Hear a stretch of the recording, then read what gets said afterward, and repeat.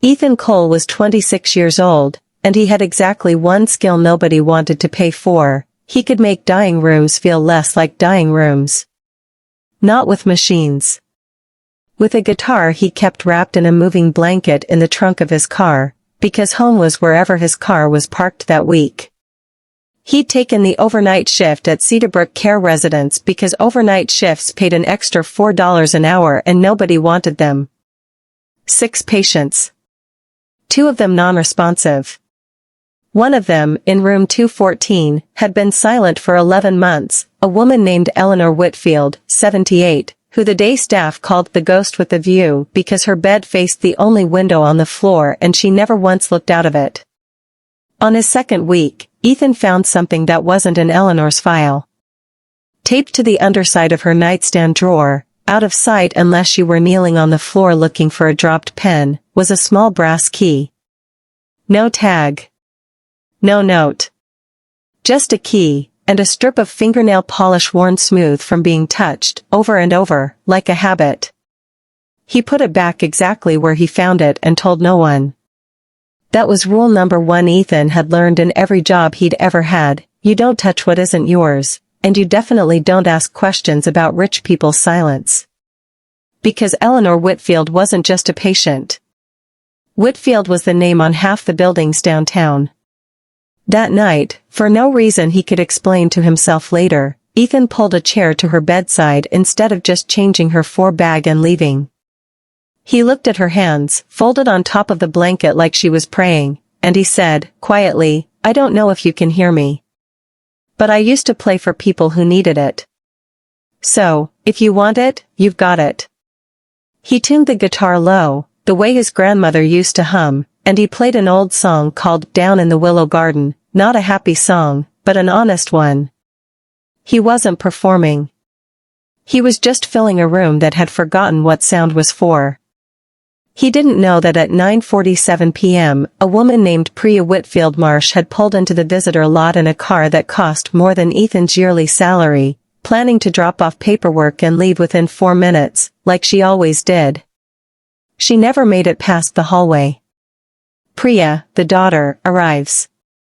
Her 4 minutes and gone pattern is established, so the audience will notice the moment it breaks.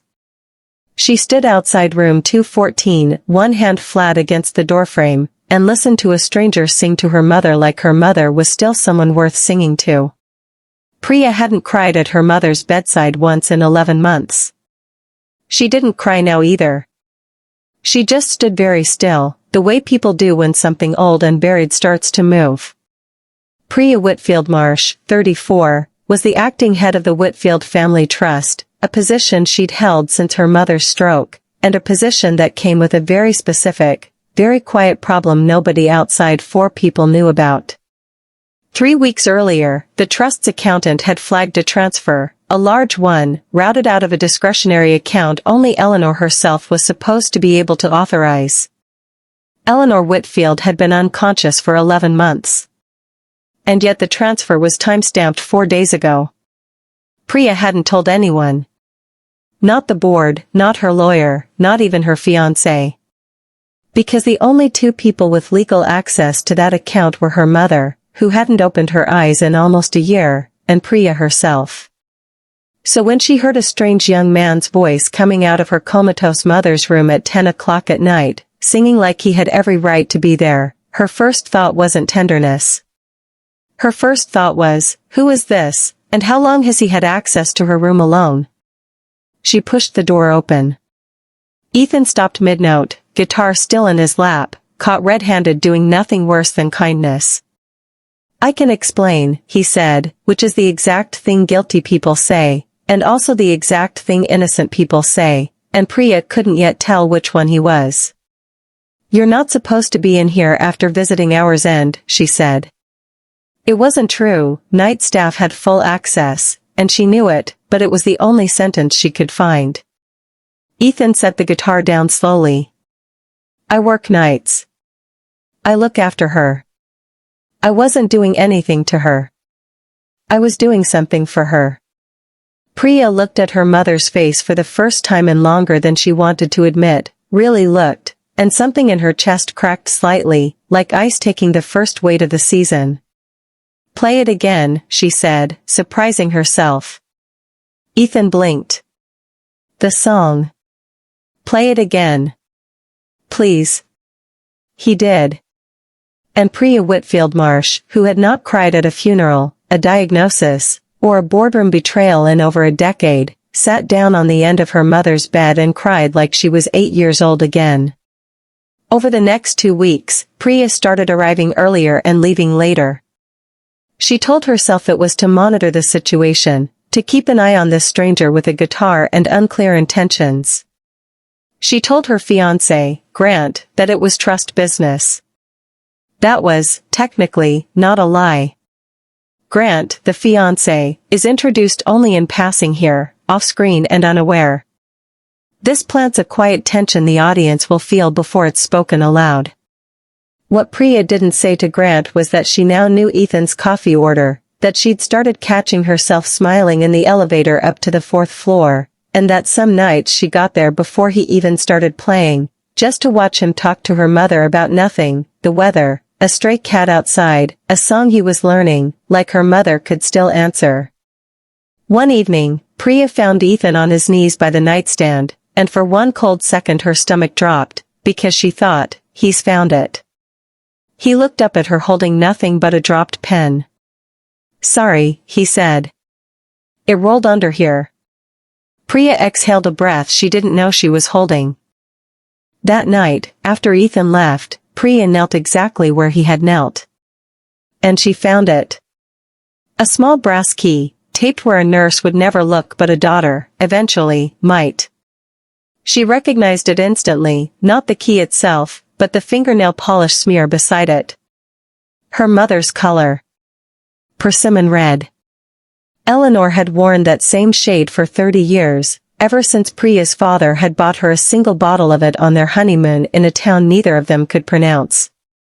Priya sat on the floor of room 214 holding a key that had clearly been touched thousands of times by a woman who now couldn't move her own fingers, and she understood, with a chill, that her mother had been hiding something for years, long before the stroke, long before any of this.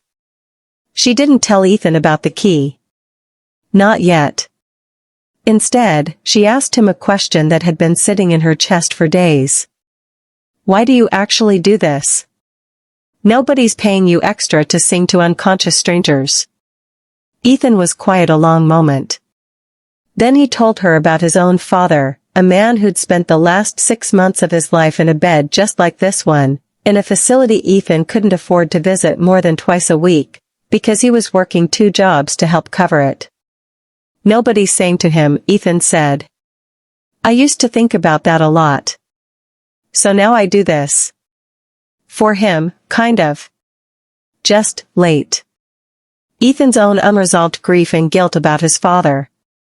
A quieter loop, emotional rather than mystery-driven, but it will need closure too. Priya didn't say anything.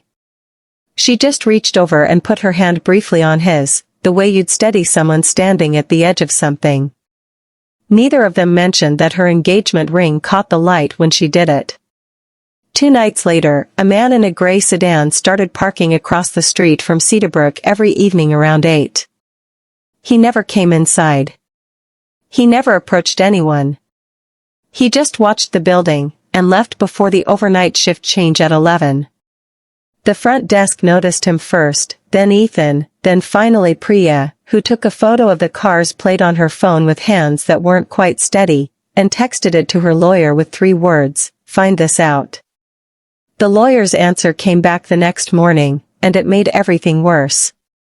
The car was registered to a man named Desmond Okafor, Eleanor Whitfield's former financial advisor, fired 8 years earlier under circumstances the trust's paperwork described only as irregularities, and never explained further. Priya's hands went cold reading it. An impossible bank transfer. A man who'd once handled her mother's money, now sitting outside her mother's care facility every night for a week.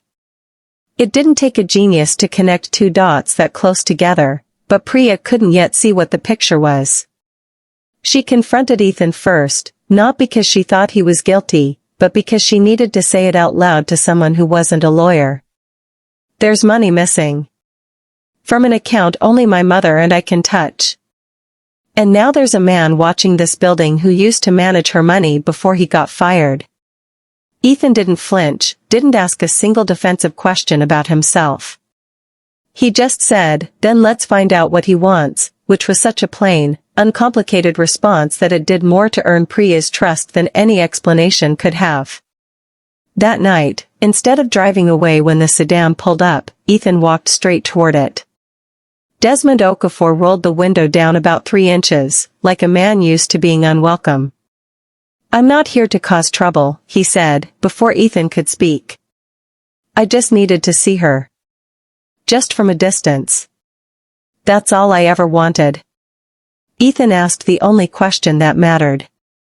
"Then why not go inside?" Desmond's jaw tightened. "Because the last time I tried to see Eleanor Whitfield, her family had me escorted out by security and threatened with a restraining order. Because everyone assumes the worst about a man who lost his job over money he never touched." He told Ethan something that would change the whole shape of the story. He and Eleanor Whitfield had not been advisor and client for the last 8 years.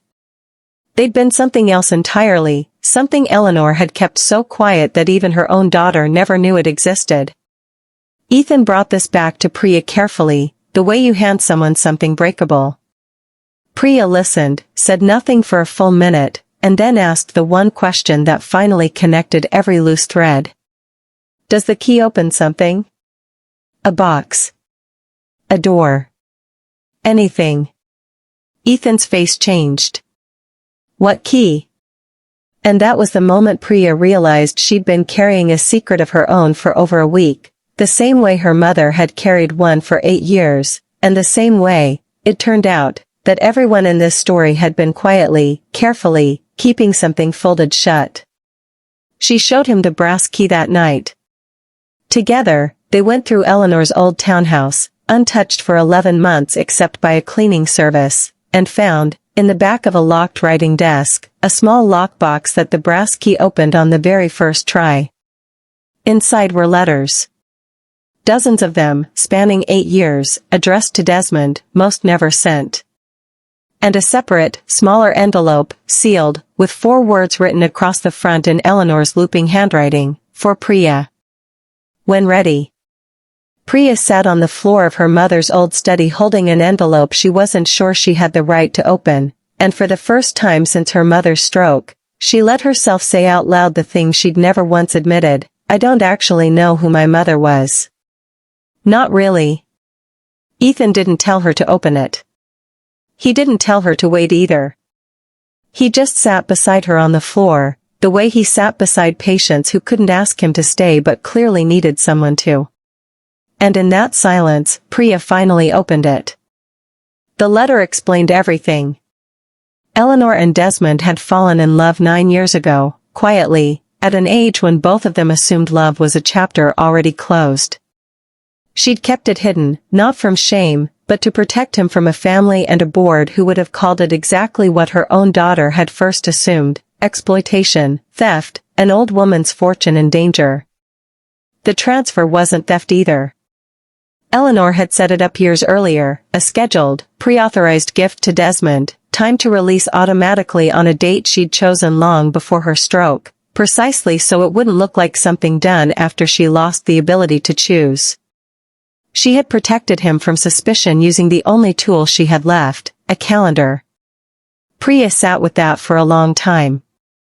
Her mother, cold, precise, unreadable Eleanor Whitfield, had spent her final conscious years quietly loving a man she was too afraid to claim publicly, and protecting him even from a coma bed. Priya finally understood the fingernail polish on the key. It wasn't habit. It was hope. She'd touched that key every single day, hoping someone would eventually find it and finish what she couldn't. Priya called Desmond that same night. Not with accusations. With an apology and an invitation. He arrived at Cedarbrook the next evening, not in a parked car across the street, but through the front door, for the first time in 8 years, carrying nothing but a small bouquet of persimmon-colored flowers he'd clearly had to search 3 shops to find. He sat beside Eleanor's bed and, for the first time in almost a year, someone other than Ethan spoke to her like she could hear every word. "I'm here," Desmond said. "I got your letter. I'm not going anywhere again." 3 nights later, Ethan brought his guitar to room 214 like always, except this time Priya sat on one side of the bed and Desmond on the other, and for the first time, Eleanor Whitfield's monitor showed the smallest, faintest spike doctors would later call a meaningful neurological response, the medical term for the fact that, somewhere inside, she had heard every note. Priya, meanwhile, had a harder conversation waiting for her at home. Grant noticed the change in her before she said a word, the late nights, the distracted phone, the way she'd stopped finishing sentences about the wedding. He didn't yell. He just asked, quietly, "Is there someone else, or is there just somewhere else you'd rather be?" Priya realized, standing in her own kitchen, that she couldn't honestly answer that question the way she once could have. She gave Grant back the ring that same week, gently, honestly, with more respect than most endings get, and told him the truth, that somewhere in a hospital room, she'd started becoming someone she actually recognized again, and she owed it to both of them not to pretend otherwise. Ethan, for his part, had never once tried to close that particular door himself. He wasn't chasing an heiress. He was just a guy with a guitar who'd shown up to a job nobody wanted, and somewhere along the way, without either of them fully deciding it, they'd started waiting for each other every single night. One evening, months later, Ethan finally told Priya the other half of his own story, the part about his father he'd never finished. How he hadn't made it to the hospital in time. How the last thing he'd said to his dad, rushed and distracted on a phone call, was "I'll call you back," and he never got the chance to. "That's why I do this," he said. "Every room I sing in, I'm kind of finishing that call." Priya took his hand, no ring on hers now, nothing performative about it, and said the only thing that actually helped. "Then let's keep finishing it. Together." Ethan's grief about his father is given meaning and shared, not fixed, but no longer carried alone. 6 months later, Eleanor Whitfield could sit up, speak in short, careful sentences, and, on good days, hold Desmond's hand without needing anyone to guide her fingers there. She wasn't fully who she'd been before the stroke. But she was present. She was here. And every single evening, without fail, she asked for one thing, the song. They held a small gathering in the Cedarbrook common room that spring, nothing grand, just folding chairs, homemade lemonade, and Ethan's guitar, now joined by Desmond humming quietly off-key beside him. Priya stood at the front, and for the first time in her adult life, sang out loud in front of other people, her voice shaking, then steadying, the way her mother's hand had once shaken, then steadied, around a key she never stopped believing someone would find. And that brings us back to where we started. To the promise made in the first 10 seconds of this story, that one of these 3 people would be gone by the end. It wasn't Eleanor. She's still here, still healing, one careful sentence at a time. It wasn't Ethan, and it wasn't Priya.